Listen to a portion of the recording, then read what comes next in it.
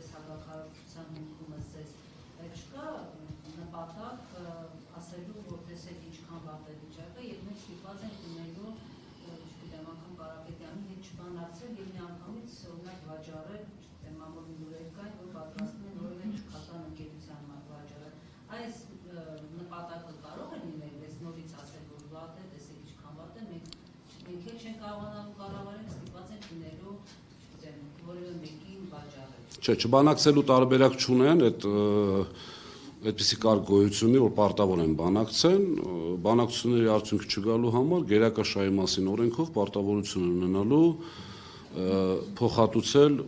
պարոն Կարապետյանին գումարը։ Տարբերակ չեն ունենալու։ Ինչ վերաբերում է, նայեք, այստեղ խնդիրը պետք է դիտել քաղաքական։ Մենք հեծը, այսպես ասած, խլվել է, գործընթացը միջև վերջ ավարտված չի, մենք այստեղ էլ վիճարկումներ ունենք դատական կարգով, միջազգայինում էլ ունենք, ՍԴ-ում էլ գործ ունենք, վերջնական ավարտված չի, բայց խլելու process-ը քաղաքական էր, ընդամենը Սամվել Կարապետյանի քաղաքական հայտը տալուց հետո իրենք որոշեցին, որ հեծը պետք է վերցնեն։ Հեծը պետք է վերցնեն որպես այսպես իրենց կարծիքով պատժամիջոց, որի արդյունքում պարոն Կարապետյանն ասաց թքած ունեմ ձեր վրա էլ, ձեր հեծի վրա էլ, այսինքն հեծը որպես գույք, որպես, չգիտեմ, ինչ տարբերություն, հեծը վերցնեն, թե ինչ որ մի այլ գույք, այսպես ասած։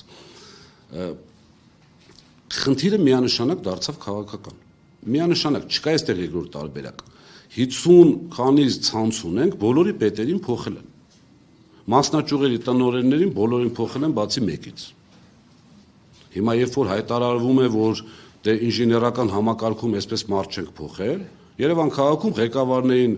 համարյա բոլորին փոխել են,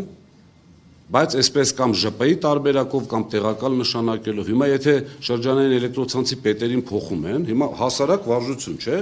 եթե գլխավոր ինժեներին չես փոխում, բայց ցանցի պետին, որի վերադասն է ցանցի պետը, փոխում դնում ես չտեղեկացված մարդ, վերջին հաշվով կամ այդ հաստիկը պետք չէր, եթե կարող էին առանց այդ այսպես մարդու աշխատել, կամ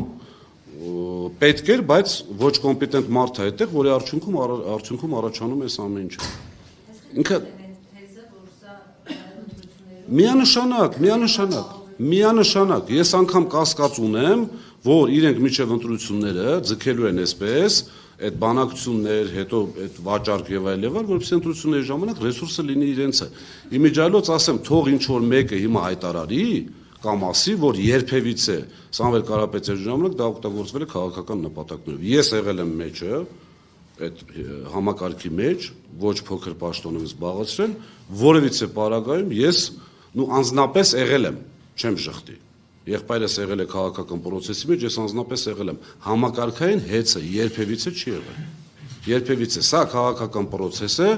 Սամվել Կարապետյանի հեղինակության վրա ազդելու եւ այսպես իրենց կարծիքով թույլ չտալու, որպեսզի Սամվել Կարապետյանը իր տեսլականը մեր երկրի զարգացման վերաբերել իրականացնի։ Ընդհանրապես սա